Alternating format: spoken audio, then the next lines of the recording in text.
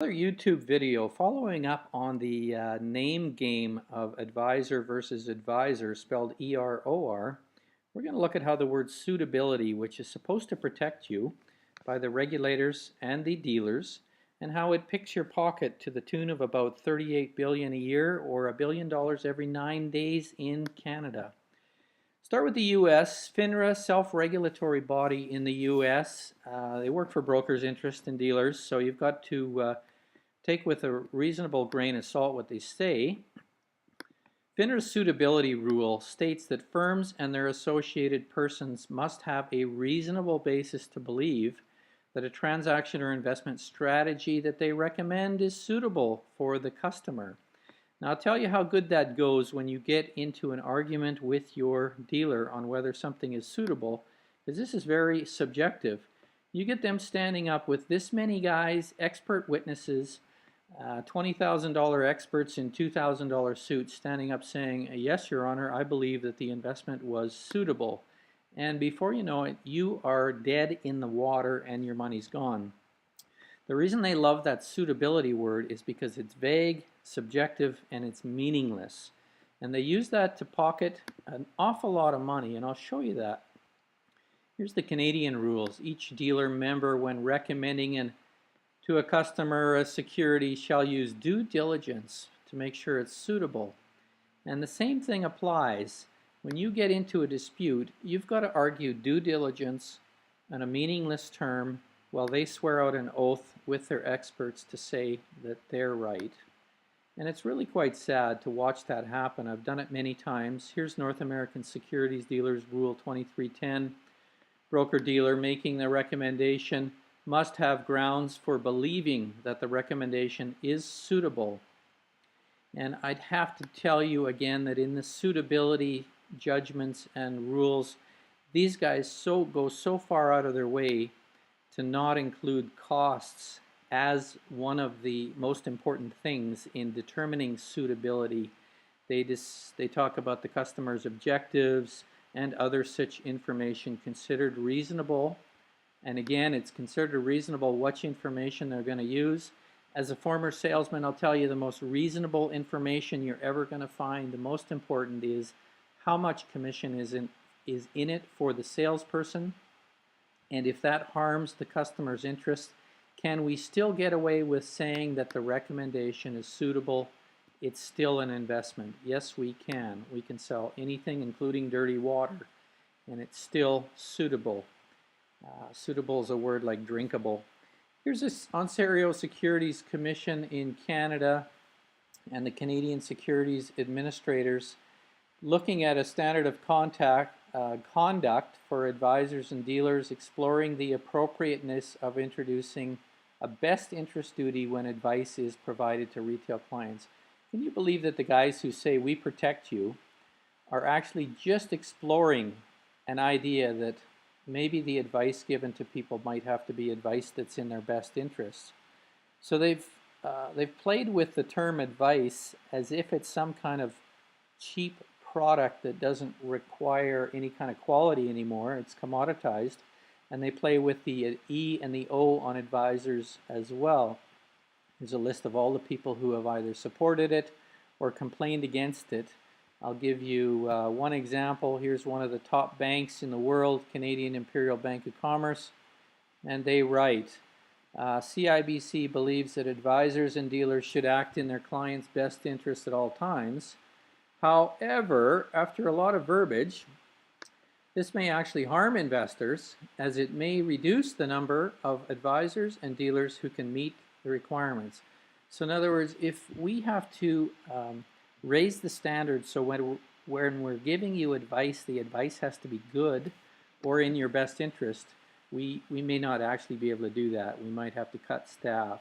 That's how crazy these people are at maintaining their subjective terms and their ability to pick your pockets.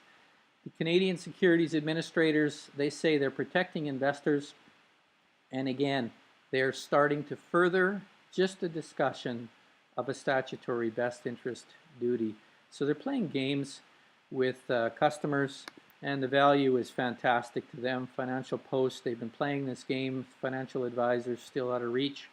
Standards for years of debate.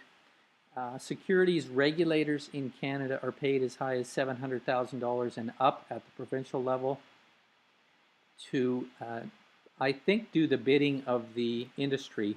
At that kind of money, you're not actually a regulator and you're not earning it. You're a sycophant at that stage, I'm sorry to say. Keith Ambashear at the University of Toronto Rotman School of Business. The Ambashear letter writes of $25 billion pension haircut, how mutual funds shrink pensions. When we get down to that suitability question, 2007, retail mutual fund people get sold a bill of goods to the extent of a 3.8% discount a year compared with professional pension funds and institutional investors. So this is almost a 4% haircut over the working life of a person's retirement savings. This slices the ultimate pension produced in half or worse. Actually, 2% will cut it in half. 4% would leave you with a couple of dimes on the dollar. Applying the 4% return, or 3.8, to the $1 trillion that Canadians have now invested in mutual fund, gets an annual haircut of $38 billion per year. It's now about that number. That's $1 billion every 9 to 10 days. Total income tax collected that year in Canada was $110 billion. We're collecting 38 on a skim of people's money while telling them that we are protecting investors. It's a lie, ladies and gentlemen. Look at this video and see how you can sell dirty water to someone because it is drinkable and suitable and edible are all vague, subjective terms that are all quite equally applicable. Sorry, that's not loading. It's called investment dealer fraud. It's on my YouTube channel. And join me here at investoradvocates.ca. There's 40-odd forums, advisor fraud, professionals or salespeople masquerading, Securities Commission assist predatory behaviors. I will paste in this topic the links and the web pages for this particular video. Get your money back when you've been misrepresented. It used to be that had to be There's in the that best video interest of the customer. Loading now. It used to be that there was a fiduciary obligation to place the customer's interest first. Now that has been entirely taken away by the regulators that you referred to and the self-regulators that you admire. So here's an angry guy holding up a bottle of dirty water, and this water is drinkable. He's guaranteeing that. It's myself, and this water is the one I'm going to prefer to drink from. The investment industry can sell you dirty water all day long and still meet their suitability requirements, because after all, ladies and gentlemen, I swear, and you will have to take us to court, and you will have to spend $500,000 to say that this is not suitable. So that's the deal. It's not very pretty. It's rape and pillage, and it allows things like, here's Bill Holland from CI Investments. You can't read any of this. He said 93% of the mutual funds their company sold in the year of this magazine article were in the highest cost, and that would be the least suitable investment choice for investors, but they don't consider that. They only consider that it be a suitable investment. Least suitable is perfectly fine, meets the criteria. Here's the Canadian Securities Institute Conduct and Practices course book that I had to study, and they say in that course book things like client standards, the priority of clients' interests must always be first and foremost. I'm sorry that that's too small to read. I could go full screen, but it would slow us down. Ends up meaning that mutual fund net sales from the Investment Funds Institute of Canada ending 2008 January, 91% were in the red category, mutual fund wrap accounts.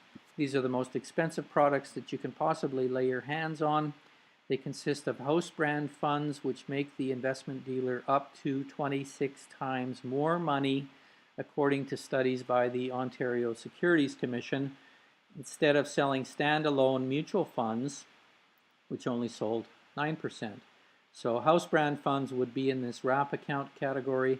The other category in wraps would be mutual funds consisting of other mutual funds, sometimes even having those funds consist of other mutual funds. So not really doing any investing, just investing in other mutual funds.